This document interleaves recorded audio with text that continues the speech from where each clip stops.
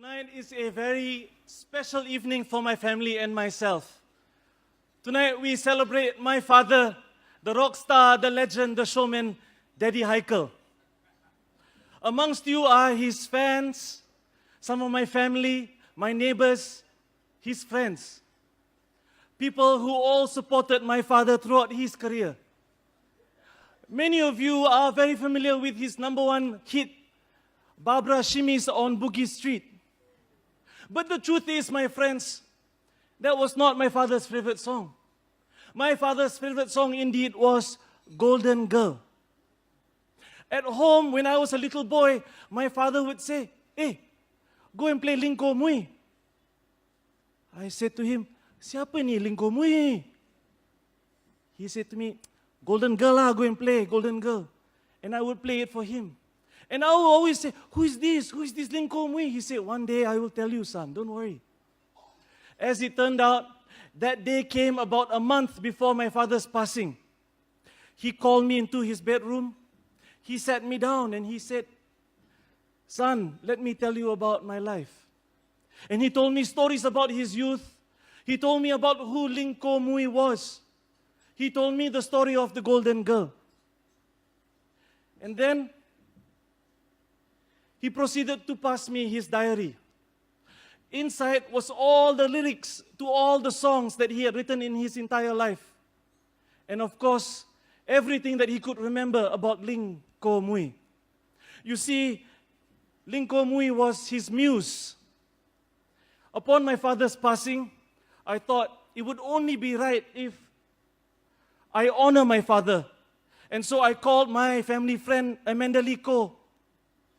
And she decided to write a story in tribute to my father, which she titled Flamingo Valley. Amanda, thank you. I figured today would be an appropriate occasion for me to share with you who is the Golden Girl, who is Lingko Mui, my father's muse. You see, my father was 19 years old when he met Lingko Mui at her father's pub on Balestier. Every Friday night from 8 to 9 p.m., he would jam out classics, covers, original compositions, and he was paid a princely sum of $5. In 1962, that bought you a lot of things, my friends. Now, on one particular occasion, he said, when he saw Lingko Mui sitting at the bar, he said it was like an angel had descended. She was sitting at the bar, dressed in crisp white. He came up to her and he said, "Hello." She said, "Hi." And they started to chat. And of course, my father, being the smooth operator that we all know that he is, that led to their very first date that same night. She snuck out while her father was not looking on my father's motorbike. And they went to makan nasi kandar and soup kambing at Jalan Pisang. That night and that date led to many other dates of late night makans and late night sneaking out. Things were going well. Now, on one particular date, they were eating youtiao and rocho bean curd. My father thought, "Sialah, today I'm going to kiss her." And he leaned in for a kiss. And she leaned back in to reciprocate. And before she kissed, she said, "You know I'm not halal, right?" And my father, he never missed a beat.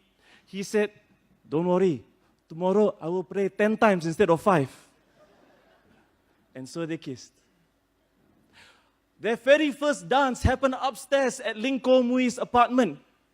You see, Lingko Mui's father did not approve of Daddy Haque because he was a Malay boy. And so my father, he snuck upstairs to Lingko Mui's house when their father was busy at the back, I don't know doing what. And then Lingko Mui turned on Petula Clark's Ya Ya Twist, the very song that you heard when I came on stage just now. And they joget to that song. And it was then that my father knew Lingko Mui was going to be the one. But the truth is, deep down inside, he knew it could never happen. She was, after all, a Chinese girl. And my father was, after all, a Malay boy. And so they continued this secret affair for many, many, many months. Until one day, when my father was walking down Bencoolen Street, he got beat up by a gang of Chinese boys They broke his rib. They broke his guitar. They spit on his face. They threatened to hang a pig's head on my grandfather's door. They threatened to kill my father with a parang if they ever saw him near Ling Koe Mui again. You see, the leader of this Chinese gang, he knew, and he was jealous. He was jealous of my father. He wanted Ling Koe Mui all for himself.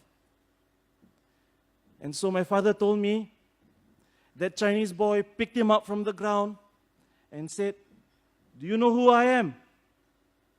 If I ever see you near her again, you're dead." And then, before he left, he said, "You think a Chinese girl wants anything to do with a Malay boy like you? An amateur?" After that day, my father never ate sotong again. He said it was because that Chinese boy, his breath smelled of dried sotong and wolfberries. Of course, if you were my father and you were in that position, having been beaten up like that, you would have given up your career. You would have said, never mind, it's not worth it. But instead, my father said, "I will never be mediocre again." And he saved enough money to get a guitar, and he practiced, and he practiced, and he practiced because he thought to himself the only way that he was ever going to get any respect was if he made it. And he did. He did make it. Soon he was performing in front of audiences of Chinese people, Malay people, Indian people. And of course, every time he performed, just like I am on stage today, he would look out into the audience looking for Ling Koe Mui's eyes. And he could never find them. Soon after my father, he got married to my ma, Cik Aziza. And he got married to two other lovely women, who I also call Ma. And I am one of 7 brothers and sisters. Now, the peak of my father's music career happened in 1982. I was only 2 years at the time, so I didn't attend the concert. It happened at the National Theatre. Who remembers National Theatre? Baguslah. He performed in front of an audience of 3,420 people, a record at that time in Singapore. 12 songs, all original compositions. That night, he debuted Golden Girl. And still no Ling Koe Mui. Now in 1984, my father had his first heart attack. It coincided, strangely enough, with the year that they had torn down the National Theatre. In the year 2000, my father had his second heart attack, followed by a quadruple bypass. My family and I, we decided the best place for my father to recuperate was Flamingo Valley, a nursing home in Sengkang. And so we put him there, and the doctor said, "Daddy Haque, you must stay here for 4 days, recuperate, rest, you need it." Now my father, he never listened to anyone. He was a rebel. Itchy fingers, whether it was girls or tapping on tables, tapping on chairs, always making music. Of course, itchy legs also lah. So every day he would walk around Flamingo Valley, joget, walk, want to see. He would leave his 5-bedroom room, go to the 4-bedroom, go to the 3, go to the 2, go to the 1. And on one day in Flamingo Valley, as he was walking, he could not believe his eyes. Because outside this one single bedder was the name Ling Koe Mui. He had not seen her in 50 years. It was as if the Prophet Muhammad had parted the clouds and said, "This is a miracle, this is a sign, this is magic, this is a mistake, who knows?" And so my father, he went into that room and he made himself known to Ling Koe Mui. Sadly, she had no voice. You see, she had Alzheimer's. She was suffering from dementia. And all she could mutter was, My father tried to remind her of all the times they used to makan nasi kandar and ayam penyet. She barely remembered and she broke into a smile, he said. My father also found out from the nurses that Ling Koe Mui had ended up marrying the boy who smelled of dried sotong and wolfberries. And she had a family with him. Of course, he had also found out that his name was Leong Heng, and he had passed away a few years ago of a stroke.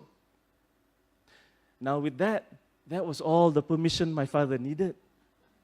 And so for the next 4 days, my father said they were the best days of his life. Any chance he would get, he would sneak into a room just like the good old days. And in fact, even at night, when the nurses had said, lights out, he would sneak into her room, talk to her, and then after a while, he would just sit with her. He would give her his hand, and she would put hers in his. And all he would do was stroke it and look at her until the sunrise. And then he would sneak out at 7:15 before the nurses came for morning call. Now, when my father had to check out of the hospital after the 4 days, he broke the news to Ling Koe Mui, and he said that was the worst day of his life, worse even than Bencoolen Street. He said she was sobbing uncontrollably, and with every muscle in her body, she was punching him and kicking him. And she said to him, I will never let another Malay boy break my heart again. Now, my father, before Flamingo Valley and after Flamingo Valley, were like two different people. Now, all of you, you know my father as a rock star, a legend, a showman.